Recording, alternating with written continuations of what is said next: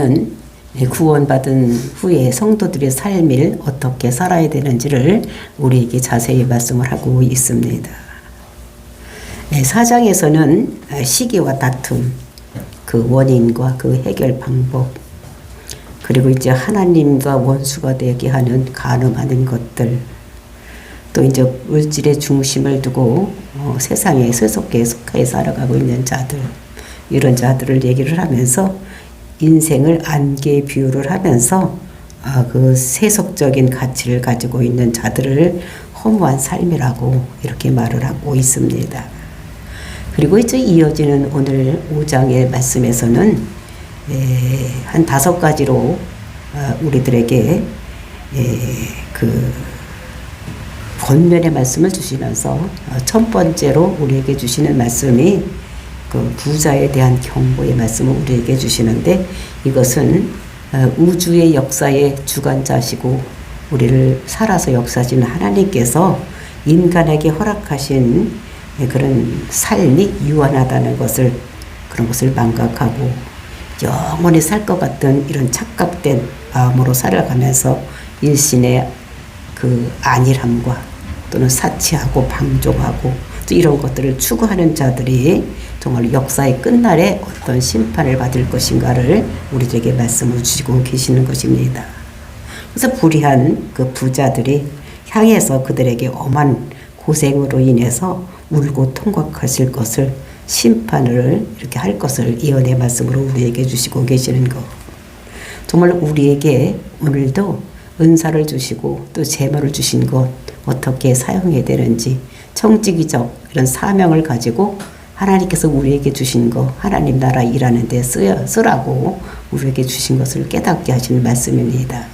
저와 여러분이 이 말씀을 듣고 하나님께서 우리에게 주신 거, 아무것도 빈손으로 왔다 빈손으로 가는 우리 인생에게 이 세상 살아갈 때 우리에게 넉넉하게 주신 은사 또는 재물, 이런 것들을 어떻게 써야 되는지를 알고 하나님의 뜻에 맞게 살아가는 저와 여러분이 되시기를 예수님의 이름으로 축원을 드립니다. 5장 1절 말씀 보시겠습니다. 들으라 부한 자들아, 너희에게 임할 고생으로 말미암아 울고 통곡하라.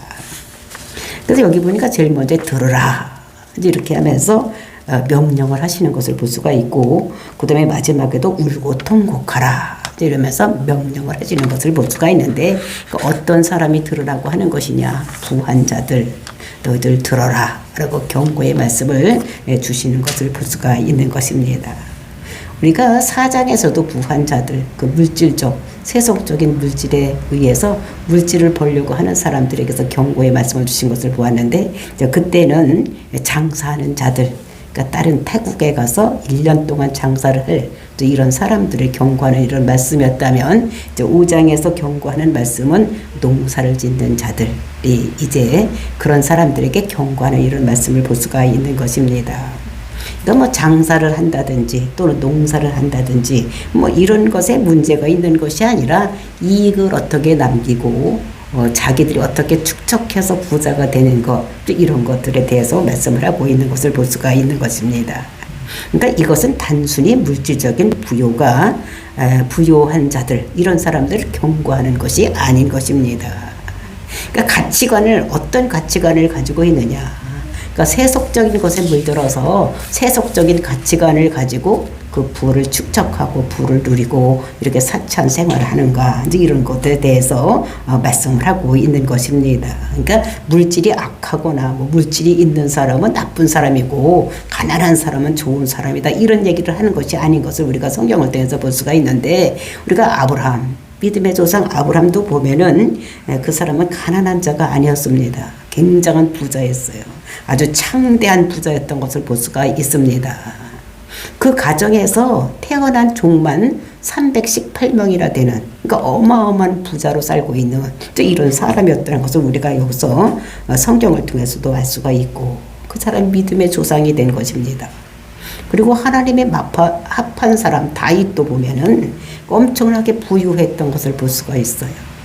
우리가 성전을 지을 때 그 사유재산을 내놓는 것을 보았을 때 금과 은을 내어놓는데 그러니까 금이 뭐 3.5톤, 3,700톤인가 뭐 그렇습니다. 엄청나게 많은 금과 은을 내놓은 거. 그러니까 성전을 짓는데 거의 다가 그 다윗이 내놓는 거 이런 것들 보면서 엄청나게 부유했던 사람인 것을 볼 수가 있습니다. 그리고 또 예수님 당시에도 밤에 예수님을 찾아왔던 니고데모, 이제 이 사람이 어떤 사람이었습니까?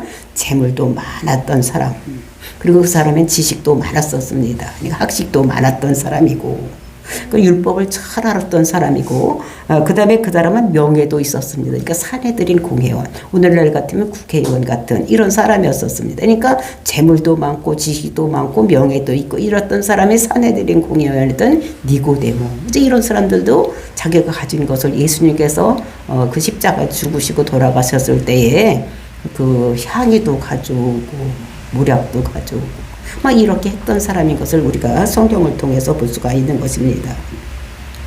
그러니까 모든 것이 뭐 부족해서 가난해야지만 하나님을 잘 섬기고, 또 부자면 하나님을 잘못 섬기고, 그러니까 물질에 대한 많고 적음에 대한 것이 아니라 물질에 대한 자기 가치관을 어떻게 가지고 있느냐, 이제 이거에 대해서 하나님께서 말씀하시는 것을 볼 수가 있는 것입니다. 그러면 여기서 이제 그들에게 주는 어떤 경고를 주고 있느냐, 이것은 너희에게 임할 고생으로 말미암아 울고 통곡해라. 너희에게 임할 고생, 그것 때문에 너희들을 통곡하라고 말씀하고 있는 것입니다. 우리가 계시록 18장 9절을 보면 어떨 때 우는 것인가에 대해서 말씀하고 있는 것을 볼 수가 있습니다. 계시록 18장 9절을 보면 그와 함께 음행하고 사치하던 땅의 왕들이 그가 불타는 연기를 보고 위하여 울고 가슴을 치며, 그러니까 적그리도를 얘기는 적그리도와 같이 막 함께 음행하고 사치하던 이런 그 땅의 왕들, 이런 사람들이 불타는 연기를 보고 그것이 이제 타서 없어지는 것을 보면서 어떻게 되는 것입니까? 이 사람들이 울고 가슴을 쳤다, 이런 것을 얘기하는 것을 볼 수가 있는 것입니다. 그러니까 마지막 때에 그 성이 타는 것을 보면서 자기들이 이렇게 모든 가져놓았던 것을 타는 것을 보면서 울고 가슴을 치는 이런 것들을 마지막 때에 자기들이 그것이 최고라고 생각했던 것이 모두 타서 없어지는 이런 것을 보고 우는 이런 모습을 볼 수가 있고, 이사야서 18장 6절에도 보면 앞으로 나타날 재난에 대해서 울어라. 이게 앞으로 당할 재난이 무엇입니까? 마지막 심판인 것을 말씀하고 있는 것입니다. 그래서 이것을 이 사람들이, 그 부유한 사람들이 경고를 하는데 고생으로 울고 통곡하라, 이렇게 얘기를 하고 있습니다. 고생으로 말미암아 울고 통곡하라. 이것은 세상적 시간이 멈추고 마지막 심판 때에 가면은 사람이 두 가지로 두 길로 나누어지는 것입니다. 지금 우리가 많은 사람이 살고 있고, 옛날서부터 사는 사람도 있고, 지금 사는 사람도 있고, 앞으로 살 사람이 있는데, 마지막 심판 때에는 사람이 두 길로 갈라진다는 것입니다. 어떻게 갈라지느냐, 그러니까 울곡하고 통곡하는 사람들이 있고, 한 곳에는 하나님이 나라로 돌아가는 천국 백성이 되는 길이 있다는 것입니다. 그러니까 예수를 그리스도로 믿는 자들은 하나님 백성이 돼서 하나님과 혼인잔치하고 하나님 나라에서 살고, 예수를 그리스도로 믿지 않았던 사람, 이 세상에 사치하고 이 세상의 가치관을 가지고 살아갔던 이런 사람들은 울고 통곡하는 일이 일어날 것이라는 것을 말씀하고 있는 것입니다. 그래서 이제 이렇게 해서 그 부의, 이 세상에서 부의 축척에 의해서 목말라 했던 사람들은 이제 울고 고생으로 울고 통곡하는 이런 것이 있다는 것을 말씀하고 있는 것입니다. 그러면 이것이 어떤 것인가를 얘기를 하고 있는데 2절 말씀입니다. 너희 재물은 썩었고 너희 옷은 젖먹었으며 너희 금과 은은 녹슬었으니, 이걸 얘기를 하고 있어요. 그러면서 이 녹이 너희에게 증거가 되며 불같이 너희 살을 먹으리라. 너희가 말세에 재물을 쌓았도다. 그러면서 이제 그 영원하지 않는 세 가지를 얘기를 하고 있어요. 그것이 무엇이 세 가지가 어떤 것이 영원하지 않느냐, 너희 재물이 썩었다는 것입니다. 이 재물은 돈이 아니라 여기서는 곡식을 얘기를 하는 거예요. 이거 곡식이 재물로 나 있는데 그것을 다 썩었다는 것입니다. 그리고 너희들이 옷이 썩었다는 거예요. 그러니까 옷이 좀 먹었다는 것을 얘기를 하고 옷은 좀 먹었으며 그러니까 못 쓰게 다 이렇게 되었고 그다음에 은과 금은 녹슬었다. 근데 이제 우리가 이해가 가는 것은 그 곡식은 썩을 수가 있어. 근데 옷은 또 오래 잘못 보관하면 습기 있는데 보관하고 이렇게 되면 좀 먹을 수가 있는데 은과 금이 녹이 생길 수가 있나? 이제 이런 생각을 할 수가 있습니다. 은과 금이 녹이 씁니까? 은과 금은 녹이 안 쓸어. 근데 이 녹이 쓸었다고 얘기했는데 그 어떻게 녹이 쓸 것인가? 이것은 불순물이 들어간 거야. 순금이 아니고 순은이 아니기 때문에 거기에 불순물이 들어갔기 때문에 은이 녹이 쓸고 금이 녹이 쓸어가 된다는 거예요. 그러니까 이것은 거기에다가 뭔가 불순물 잘못된 것을 섞어 놓았기 때문에 그렇게 된다는 것을 얘기를 하고 있습니다. 그러니까 당장은 드러나지를 않는 거예요. 껍데기가 번쩍번쩍하고 흰색이고 누렇고 이래가 금 같은데 거기에 어떻게 불순물이 들어가니까 그것이 첫 번에는 나타나지 않는데 시간이 지나가면 지나갈수록 그 은이 불순물이 썩고 금에 들어간 불순물이 썩는 그러니까 이런 것이 있다는 것을 얘기를 하는 것입니다. 근데 여기서 보니까 썩었고 또 동사가 또 뭐 있습니까? 좀 먹었으며 그 다음에 녹이 쓸었으니 이렇게 얘기를 했는데 이거는 완료형 시제로 써져 있는 거예요. 근데 지금 이것이 썩었습니까? 이것이 좀이 먹었습니까? 아직 녹도 쓰지 않았던 것입니다. 근데 아직 이루어지지 않았는데 근데 이것이 왜 완료형 시제로 써져 있느냐? 그건 반드시 그렇게 될 것이기 때문에 하나님께서 이 야고보 사도를 통해서 완료형 시제로 써져 있는 것을 볼 수가 있는 것입니다. 성경엔 미래의 시제가 많이 있는데 이것을 반드시 일어날 것인 것을 그 미래형을 완료형으로 써놓은 것을 볼 수가 있는 거예요. 왜냐하면 하나님 말씀 반드시 그렇게 이루어질 것인 걸 확신하기 때문에 앞으로 아직 일어나지도 미래의 일을 완료형으로 이렇게 써놓은 것을 볼 수가 있는 것입니다. 근데 이것이 그들이 마지막 날에 심판을 당할 때에 이 녹이 쓰는 것이 증거가 된다는 거예요. 그러니까 그 곡식이 썩었고 그 다음에 은이 좀 먹은 것은 보이지 않지만 옷이 좀 먹은 거. 그런데 은과 금이 녹슬은 것이 그때의 증거가 된다고 말씀하시는 것을 볼 수가 있어요. 그것의 증거가 되어서 어떻게 되면 그들의 살을 먹을 것이다. 그러니까 증거가 되어서 그러니까 재판을 하려면 어떻게 됩니까? 증거가 있어야 되는데 그 녹슬고 그 다음에 좀 먹고 썩은 것이 증거가 되어서 그들이 반드시 심판을 받을 것을 말씀하고 있는 것을 볼 수가 있는 것입니다. 근데 그 심판을 받는데 그럼 마지막 때 심판은 어떻게 받느냐? 그것이 4절 말씀에 나타나고 있습니다. 4절 보라 너희 밭에서 추수한 품꾼에게 주지 아니한 싹지 소리를 지르며 그 추수한 자의 우는 소리가 만군의 주의 귀에 들렸느니라. 그러니까 여기서 보면은 이제 이들에게 심판이 나타나는데 본문이 아주 이 중심이 오늘 말씀의 중심이 4절입니다. 이렇게 했기 때문에 너희도 심판을 받는다라고 얘기를 하는 것인데 그러니까 부자의 실체가 드러나는 게 어떻게 부자가 됐느냐. 부자가 됐는데 부자가 어떻게 됐느냐. 이것은 부자가 된 것이 정상적으로 부자가 됐으면 이 세상에서 많이 노력하고 힘써서 부자가 되는 것은 자본주의 사회 국가에서 당연한 것입니다. 하나님께서는 열심히 일해서 많은 것을 벌어서 그것을 쓰고 다른 사람한테 나누어 주는 것을 하나님께서 귀히 여기는 것입니다. 하나님은 공평하게 막 나누어 주고 막 똑같이 하는 걸 원하지 않아요. 그러니까 있는 사람과 다 뺏어다가 똑같이 다른 사람에게 나누어서도 똑같이 먹고 살자 이런 공산주의 이론은 하나님께서 원하시는 것이 아닙니다. 자기가 열심히 일해서 노력한 것만큼 가지고 살고 또 이웃에게 도와주고 이렇게 살으라고 하나님께서 명령하시는 것인데 이 부자는 어떻게 해서 부자가 되었느냐? 부자가 된 것이 그 사람들에게 뭘 주냐면 추수한 품꾼에게 삭을 주지 않았다는 것입니다.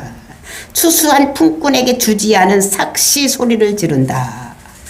그러니까 사람을 데려다가 일을 시켰으면 추수를 시켜서 일을 했으면 그날 뭘 줘야 됩니까? 그 사람들에게 월급이나 일급을 줘야 돈을 줘야 되는 거 싹을 줘야 되는데 그거를 주지 않고 착취를 했다는 것입니다. 근데 그러니까 그 사람들이 어떻게 됩니까? 그 일을 위해서 또 돈을 벌기 위해서 나와서 일을 했는데 그것을 주지 않으니까 억울하니까 이 사람들이 하나님께 기도한 거예요. 하나님 이렇게 우리가 돈을 받지 못했습니다. 억울하니까 호소를 한 거겠죠. 또 이렇게 하나님께 신은 가장 약한 것을 가지고 이렇게 했는데 가장 강한 것이 무엇이냐. 가장 약한 자들이 하나님께 신원하는 이것이 가장 아주 강한 것이 된다는 것을 우리가 여기서도 볼 수가 있는 것입니다. 근데 그것이 가장 무서운 거예요. 그들이 자기 마음을 하나님께 호소하는 이런 것들이 가장 강한 거. 그러니까 우리나라도 지금 어떻게 됩니까? 많은 외국인들이 들어와서 동남아나 또는 구소련 뭐 이런 데서 많은 사람들이 우리나라에 들어서 외국인들이 일을 하고 있습니다. 그러니까 우리나라 사람들 3D 업종 힘들고 어렵고 막 이런 것들은 더러운 일 이런 거는 안 하려고 하니까 그러니까 농업이나 어업이나 뭐 이런 곳에서 외국인들이 많이 들어와서 우리에게 와서 일을 하고 있습니다. 근데 이제 그 중간에서 이 사람들을 소개를 시켜주고 이렇게 한 사람들이 그것을 가로채고 안 주는 이런 것이 신문에 왕왕 보도가 되는 이런 것들 볼 수가 있는 것인데 그 사람들이 정말 자기 고향을 떠나고 사랑하는 부인과 자식들을 떠나고 이곳에 와서 일하는 것을 왜 와서 일합니까? 와서 고생하고 가서 돈을 벌어서 자기 처자식들 잘 먹여 살리고 행복하게 살려고 저 돈을 벌려고 왔는데 그 사람들에게 돈을 주지 않는 거 이런 것들이 그 사람들이 가만히 있겠습니까? 자기 억울한 것을 호소를 하면 그 억울한 거 호소하는 그 신원이 그것을 하나님께서 들으시고 하나님께서 그것을 판단하시는 이런 하나님 그러니까 만군의 하나님이라는 것을 여기서 말씀하고 있는 것입니다. 만군의 주의 귀에 들렸느니라. 그러니까 군사를 다 이렇게 동행하고 있는 그 하나님께서 그것을 귀에 들렸다는 것입니다. 그것이. 그래서 정말 일하는 사람들이 가장 즐거운 날이 언젠가. 제가 옛날에도 제가 학교에서 있었으니까 이제 한 달에 한 번씩 월급이 나오는 거예요. 그러면 그 사람들이 기다리는 것이 뭘 기다립니까? 월급날을 기다리는 거예요. 그 제일 기쁜 날이 그날이요. 옛날에는 어떻게 노란 봉투에다가 노란 봉투에다가 이렇게 뭐 얼마 그다음에 뭐 얼마 나간 거 얼마 세금 얼마 막 이렇게 써놓고 마지막 이렇게 해서 월급 봉투를 하나 해서 이렇게 노란 봉투에서 이렇게 나눠줬었습니다. 그 노란 봉투를 받아보는 순간 그때는 어떻게 지금까지 일했던 그런 모든 그 힘들고 어려웠던 것이 싹 사라지고 기쁨으로 받을 수 있는 이런 거. 그러니까 일하는 사람들은 그날에 제일 기쁘는 거예요. 근데 품꾼들을 사용해놓고 이 농사 짓는 사람들이 어떻게 지주들이 그 사람들에게 돈을 주지 않냐고 그거를 착취해서 이 사람들이 부자가 된 이런 것들을 얘기를 하고 있습니다.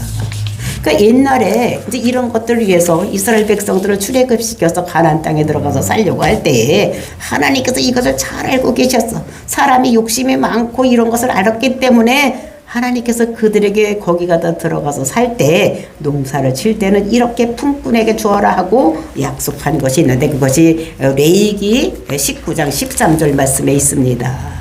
어떻게 말씀하고 있느냐. 너희는 내 이웃을 억압하지 말며 착취하지 말며 품꾼의 삭슬 아침까지 밤새도록 내게 두지 말라. 그러니까 그날 일을 시켰으면 그날 그 사람들에게 품값을 주라는 거예요. 그 이튿날까지 자기 밤까지 자기가 가지고 있지 말고 그날 주어서 왜냐하면 그것이 돈은 그 사람이 데리고 있는 가정의 생명을 살릴 수 있는 것이기 때문에 쌀도 사야지 되고 먹을 것도 사야 되고 막 이렇게 되니까 그 사람의 그 월급 그 일급을 하루에 있는 일급을 그 밤이 지나도록 두지 말라는 거예요. 해가 넘어갈 때까지 주지 말고 잊지 말라고 얘기를 하는 것을 볼 수가 있는 것입니다. 그래서 신명기 24장 15절에도 보면 그 품삯은 당일에 주고 그때 이제 1급이 월급이 아니라 1급이었기 때문에 그 품삯은 당일에 주고 해진 후까지 미루지 말라. 이는 그가 가난함으로 그 품삯을 간절히 바람이라. 그 나와서 일하는 것은 그 품삯을 받기 위해서 일하는 것이니까 이제 해가 넘어가서 줄 때 돈 나눠줄 때 보면 어떻게 됩니까? 그거를 간절히 바라고 있기 때문에 그렇게 해 넘어갈 때까지는 그날 일하는 것은 그날 줘야 된다고 말씀하고 있는 것입니다. 그가 너를 여호와께 호소하지 않게 하라. 그렇지 않으면 그것이 네게 죄가 될 것이다. 만약에 그 사람에게 그 1급을 주지 않으면, 도삭을 주지 않으면 그가 하나님께 호소할 것이라는 거예요. 그렇게 호소하가 되면 그가 내가 죄가 되니까 그렇게 그날 품삯은 그날 주라고, 이렇게 하나님께서는 그 이스라엘 백성들에게 명령을 했던 것을 볼 수가 있는 것입니다. 그러니까 이 사람들이 그 싹스를 못 받으면 삶의 고통을 받으니까 그 고통을 하나님께 호소할 수밖에 없다. 그러니까 가장 무기력한 것 같지만 이것이 가장 강력한 호소라는 것을 얘기를 하면서, 그러니까 일 시켰으면 반드시 삭스를 줘야 된다는 것을. 근데 그 삭스를 주지 않냐고 부를 축적하는 이런 사람들이 있다. 그러니까 부축적하지만, 그러니까 그 부를 어떻게 축적했느냐가 그들에게 관건이 되는 이런 모습을 여기서 볼 수가 있는 것입니다. 이제 그러면서 5절 말씀입니다. 너희가 땅에서 사치하고 방종하여 살육의 날에 너희 마음을 살찌게 하였도다. 그러니까 부자들이 땅에서 사치하고 또 방종하여, 그러니까 아무렇게나 살았다는 것입니다. 살육의 날에 너희 마음을 살찌게 하였다. 살육의 날, 이거는 마지막에 심판대의 날에 살찌게 했다는 것입니다. 우리가 소를 키울 때 소를 왜 키웁니까? 또 돼지를 키울 때 돼지를 왜 키우겠습니까? 먹으려고. 그거는 살찌워서 잡아서 고기를 먹으려고 찌우는 거예요. 그러니까 뭐 소가 이쁘고 뭐 돼지가 이뻐서 그에게 먹이를 주고 이러는 것이 아니라 살찌워서 고기를 먹으려고 이렇게 하는데, 이 사람들이 어떻게 됩니까? 이 마지막 심판 때의 심판을 받을, 그러니까 그 죽음으로 가는데 어떤 것이 이 사람들에게 그 살을 찌게 했느냐? 이것은 사치하고 방종하는 거. 근데 그 사치와 방종이 그 사람들이 살이 되어서 빨리 어디로 가게 된다고? 심판대로 가게 되었다는 것을 여기서 말하고 있는 것입니다. 근데 땅에서 사치하고 방종했다 이렇게 얘기를 하고 있는데 그 땅에서 사치했다 이런 것은 부자들이 즐거운 마음으로 이 세상 살아가는 동안에 사치하고, 그러니까 자기가 가진 것을 가지고 자기만 위해서 쓰는 이런 향락을 즐기고 먹고 마시고 춤추고 막 이런 것을 했다는 것을 얘기를 하고 있는 것입니다. 그래서 부자들의 즐거움에 가득한 삶은 이 세상뿐이다. 그래서 그것은 심판의 날에 이들이 고통이 되는, 살찌워서 빨리 죽게 되는 이런 것이 된다는 것을 여기서 말씀하고 있는 것입니다. 우리가 아까도 보았듯이 부유한 자가 다윗도 있었고, 그 다음에 아브람도 있었고, 또 우리가 국무총리가 된 애굽에 가서 국무총리는 요셉도 부유한 자가 되었습니다. 이렇게 부유한 자가 되었을 때에 그들에게 부요를 준 것이 하나님께서 그들에게 사치하라고 준 것이 아닙니다. 그 아브람도 사치했다는 말이 없어요. 그리고 이제 다윗도 그렇고, 그리고 이제 우리가 요셉도 보면 국무총리가 되었을 때 그렇다고 뭐 그가 막 가난하게 뭐 찢어준 옷 막 이런 걸 입는 것이 아닙니다. 왕은 왕답게 옷도 입어야 되는 거예요. 거기에 걸맞게 살아가야 되는 것입니다. 근데 요셉은 애굽에 가서, 즉 전 세계에서 가장 큰 나라의 국무총리가 되었으니까 거기에 걸맞는 음식이라든지 거기에 걸맞는 옷 같은 걸 입었을 것인데 사치는 하지 않았다는 것을 여기서 우리에게 말씀하고 있는 것입니다. 그러니까 보통 일반 사람들 같이는 입지를 않았을 거예요. 그러니까 우리나라 대통령도 마찬가지입니다. 우리하고 똑같이 뭐 이렇게 입으면 되겠습니까? 그렇게 되지 않는 거. 그러니까 그 수준에 맞게 대통령은 대통령답게, 그렇죠? 이렇게 해야 되는 거. 그러니까 다윗도 그 왕으로서 왕답게, 요셉은 국무총리니까 국무총리답게 뭐 이렇게 했지만 그들이 어떻게 됩니까? 그렇게 사치하거나 그렇게 낭비하는 이런 생활을 하지 않았다는 것을 우리들에게 말씀하고 있는 것입니다. 근데 왕 중에서 사치하고 정말 이렇게 한 사람이 누군가, 그 대표적인 예가 누구를 볼 수가 있습니까? 솔로몬. 그런 사람은 왕비를 어떻게 해요? 1000명. 근데 말도 주지 말라는데 애굽에 가서 그냥 좋은 말을 막 싸우고, 응? 싸움을 위해서. 이렇게 사치하고 이렇게 했던 대표적인 왕이 우리는 솔로몬이라고 들을 수가 있는 것입니다. 우리가 성경에 보면은 누가복음 12장을 보면 그 한 부자에 대한 비유를 말씀하고 있는 것을 볼 수가 있어요. 그러니까 누가복음 12장 15절부터 21절 말씀, 부유한 자. 하나님께서 우리에게 경고의 말씀을 주시는 것입니다. 그들에게 이르시되 삼가 모든 탐심을 물리치라. 사람의 생명이 그 소유에 넉넉한 데 있지 아니하리라 하시고, 그러니까 우리 생명이 그 소유에 넉넉한 데 있는 것이 아니라는 것입니다. 또 비유로 그들에게 말하여 이르되 한 부자가 그 밭에 소출을 풍성하매 심중에 생각하여 이르되 내가 곡식 쌓아둘 곳이 없으니 어찌할까 하고, 밭에서 소출이 많이 나왔어. 이전보다 훨씬 많이 나왔으니까 이것을 다 어디다 쌀까 이렇게 생각을 하고, 또 이르되 내가 이렇게 하리라. 내 곡간을 헐고 더 크게 짓고 내 모든 곡식과 물건을 거기에 쌓아두리라. 그러니까 지금 있는 조그마한 곡간을 헐어버리고 큰 곡간을 싸서 지금 소출되는 그런 것을, 곡식을 많이 큰 곡간에 더 쌓아두리라. 이렇게 했다는 것입니다. 또 내가 내 영혼에 이르기를 영혼아 여러 쓸 물건을 많이 쌓아두었으니 평안히 쉬고 먹고 마시고 즐거워하라 하리라. 네. 또 자기 영혼에게 뭐라고 했습니까? 야, 이렇게 쓰고 먹을 것이 많이 있으니까 평안히 쉬고 먹고 마시고 우리가 즐거워하자. 이렇게 했다는 것입니다. 그럴 때 하나님께서 그 부자를 보고 뭐라고 말씀하셨는데 20절입니다. 하나님은 이르시되 어리석은 자여 오늘 밤에 내 영혼을 도로 찾으리니 그러면 네 준비한 것이 누구의 것이 되겠느냐 하셨느니라. 그러니까 지금 자기가 영원히 살 것을, 이런 것을 생각하고 막 쌓아두고, 그래서 야, 지금까지 우리가 싹 쌓아뒀으니까 우리가 영원히 살고 평안히 쉬고 먹고 마시고 잘 살자 이랬는데, 하나님께서 너 봐라 이러면 어떻게 그 쌓아둔 것이 다 누구 것이 되겠느냐, 이렇게 말씀하시는 것을 볼 수가 있는 것입니다. 정말 자기를 위해서 재물을 쌓고 하나님께 인색한 자, 내 곡간을 헐고 더 크게 짓고 내가 그 먹고 마시고 편안하고 즐겁게 살자 할 때에 하나님께서 영혼을 불러가면 그것이 누구 것이 되겠느냐. 그러니까 너희들은 이 인생은 안개같이 사라지는 것이지 영원히 이렇게 사는 것이 아니라는 것을 우리들에게 말씀하고 있습니다. 그래서 인생은 안개와 같은 것이다 라는 것을 우리가 알고, 우리에게 하나님께서 주신 은사, 또 하나님께서 우리에게 주신 물질, 이거를 하나님이 주신 그것을 우리가 감사하고, 또 뭐 다른 사람에게, 이웃에게 나누어져서 다른 사람으로 인해서 힘들고 어려운 사람들을 도와주는 이런 일을 해야 될 것을 우리에게 말씀하고 있습니다. 그러면서 6절 말씀, 너희는 의인을 정죄하고 죽였으니 그는 너희에게 대항하지 아니하였느니라. 여기서 의인을 누구실까? 이것은 우리가 예수 그리스도라고 생각할 수도 있고, 또 예수 그리스도를 믿는 그리스도인이라고 생각할 수가 있는데, 우리는 여기서 저는 생각하기를 이것은 예수님께서 이 땅에 우리를 위해서 의인으로 오신 예수님이라고 생각할 수가 있는 것입니다.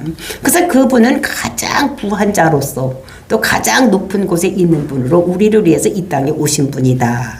그래서 예수님께서 일찍이 이 땅에 오셔서 그의 의인으로 우리의 죄를 위해서 십자가에 죽으시고, 또 우리의 죄를 위해서 십자가에 죽으셨는데도 불구하고 그는 어떻게 해요? 잠잠해서 입 다물고 자기를 변명하거나 자기를 이렇게 하지 않았다는, 억울하다고 이렇게 소리치지 않았다는 것을 우리가 성경을 통해서 볼 수가 있습니다. 예수님은 완전한 의인, 그리고 부유한 자로서 이 땅에 오셔서 우리를 위해서 약하고 십자가 죽으면서 억울함을 호소하지 아니하고 세상적인 방법이나 물리적인 방법으로 저항하지 아니하고 가장 강력한 법을 하늘 아버지께 신원함으로 인해서 우리의 그 가난과 억울함을 회복시켜 주셨던 이런 것들을 볼 수가 있습니다. 그래서 가장 부유한 자로 이 땅에 오셔서 가장 약한 자를 위해서 죽으셔서 우리를 약한 자를 부유하게, 가난한 걸 부유하게, 약한 자를 강하게 만든 이런 분이 예수님인데, 그 예수님이 그렇게 억울하게 당하셔도 입 다물고 어떻게 해요? 하나님께서 그 대항하지 않았던 이런 모습을 우리에게 보여주면서, 우리가 이 세상 삶을 살 때에 우리는 예수님을 닮은 삶을 살아야 될 것을 우리들에게 말씀을 주시고 계시는 것입니다. 이 말씀을 우리 마음속에 깊이 새기고 우리는 하나님께서 주신 은사, 달란트를 하나님을 위해서 살려 하는 저와 여러분이 되시기를 예수님의 이름으로 축원을 드립니다. 다 같이 기도하겠습니다.